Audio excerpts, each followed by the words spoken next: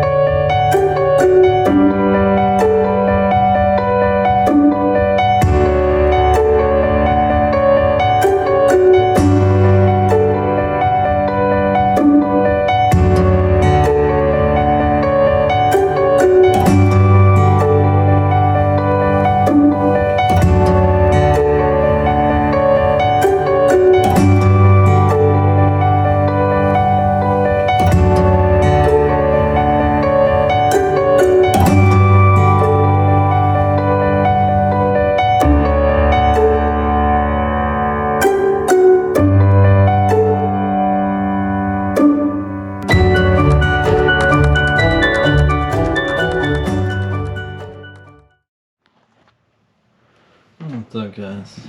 So this is Iota here. Now, Iota is the only snake that we've gotten that came to us eaten live. As you can see from this nice lump here, we finally got a decent frozen thawed meal into them. So what I want to do today is talk about that process, what I did to get them to eat, and see if anyone can help me pinpoint what exactly might have been different that worked. Now, I do want to go ahead and disclaim this, saying that I'm not a ball python expert. This is not me giving advice on how to necessarily get your ball python to eat frozen thawed. More so, I'm going to tell you what I did, and if any of that works and helps y'all, that's awesome. But I'm hoping somebody can explain to me down below what exactly in this process is probably what worked to finally get my Aoda here to eat. So the pet store that I got them from, they buy from a breeder who feeds live. So they try once to feed frozen thawed. If it doesn't take, they feed live. So the snake Iota here had a live meal, I think they said 2 days before I got them. So we've had them a little bit now. They missed. So, alright, this is how this ended up playing out. I think they didn't even try to take food the first 2 times I tried to feed them the frozen thawed. The third time they struck, but I think by the end of it, it ended up being more of a defensive thing because the bite did not latch, nor did they wrap it. They just kind of hit it and bounced off of it 2 or 3 times and then retreated into their cave. So I do believe that was a defensive strike and not a trying to eat strike. Now, from my understanding, ball pythons though can go on hunger strikes for any bit of reasons and quite a bit of reasons, and that's actually why I held off on getting ball pythons for so long until I could drop the money and get the one that I wanted, because I heard they had so many problems with eating and being such picky eaters. I have, what, 1, 2, 3, 4, we've got 4 corn snakes, a boa, a sand boa, like a Kenyan sand boa, and the ball python. And out of all the animals we have, well, snakes rather, this is the only one we had trouble getting to eat. The boa and the corn snakes eat like there's no tomorrow. I honestly believe they would eat more than they were supposed to if I would allow them, especially a Kakashi, the adult male corn snake. Him and the boa will just devour anything you try to give him. And so the time after, so that would probably be the 4th time I tried to feed them. Now, I should also mention that because I have baby corn snakes, I do feed every 4 to 5 days certain things in the room. And so while he was not taking food, I was offering him food every 4 to 5 days when I was feeding the baby corns. And so we missed the first 2. The third one, we defensively struck at the frozen thawed mouse I was dangling in there. So then we actually ended up moving them into a larger enclosure which gave them more of like a heat gradient, basically a cooler cool side to gradiate up to the hot side. More coverage, more things to climb on, and I did notice that they became more active at night. And I don't know if that was hunting or just exploring. I also upped the humidity to about 65 and kept it roughly there for the duration of a couple weeks till they actually ended up eating. And so the other things different I did before they took, well, before I get to the time they took, the fourth time I tried to feed them, they struck, they latched, and they wrapped. And so in my head, I thought we had a success, to the point that I even mentioned it on one of my Facebook groups and was celebrating. So because you're not supposed to mess with them for up to 48 hours or for at least 48 hours after they eat, I went and poked my head in there, didn't see the mouse anywhere in the tank. So I thought we were a-okay, golden, just Gucci.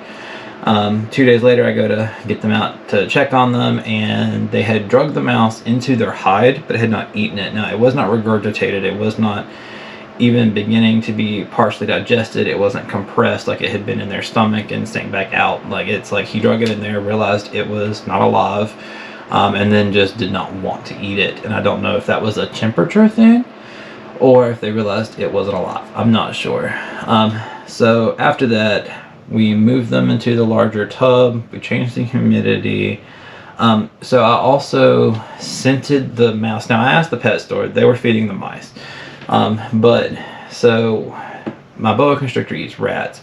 So when I thawed out the rat, this time I thawed his mouse in the bowl with the rat, and then moved both of those in the same bowl over towards his cage and let them thaw out there. So it kind of had a scent of the mouse and the rat on it. I also let it heat up to 93 degrees instead of 90 degrees with my little temp gun there, and kept a bowl of hot water beside me when I was doing the rat dance to keep the temperature up. The only other two contributing factors that were different to the successful feeding were the time of day. I did try to feed at one of those intervals. I tried to feed around 2:30 in the morning, which is when I get home from work on Saturday nights. And then this time when I tried to feed around 2:30, 3 o'clock in the morning, they took. The other thing is it was also thunderstorming, and so that's why it threw off the feeding schedule a little bit. But actually the entire room ate during the thunderstorm. I remember reading somewhere that barometric pressure can play a part in some breeding and behavioral aspects of snakes. And unless, once again, I'm mistaken, pretty sure barometric pressure lowers during thunderstorms. So I tried to feed, and sure enough, we ate, we have a nice lump here to show for it, and we're doing good. We look a little bit bigger. Dad's nowhere near as worried, because I mean, now I've heard that, you know, these guys can go months and months and months without eating. I was about to break down and buy him a live mouse if he didn't eat, this time with a thunderstorm. So I'm really happy that we didn't have to do that, because I mean, we all know it's not safe to really live feed your guys here. Actually, when I got him, you can still see some of it. I don't know how well it'll pick up on the camera up here, but where he was live fed, he was missing big chunks of scales from being nibbled and bitten by the mouse. It's right there in front of my fingernail. Hopefully you can see it. But more so where I'm at is this. Once again, I'm not a boa guy, or excuse me, I'm not a ball python guy. I'm more of a boa corn snake guy. And so what of that process would you say probably made the difference in getting them to eat, so I can replicate that to continue to get them to eat?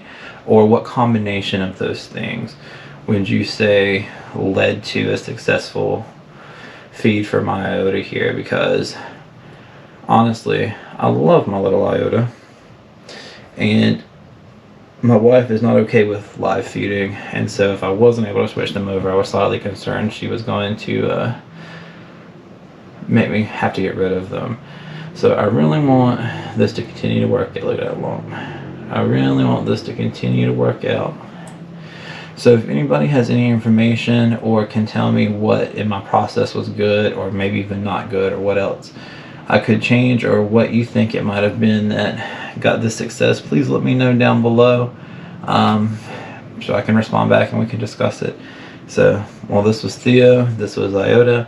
I normally run some B-roll here. I don't have much B-roll of Aoda because I've been more focused on not stressing them and trying to get them to eat. So we'll see what I got for you guys. Y'all have a great day.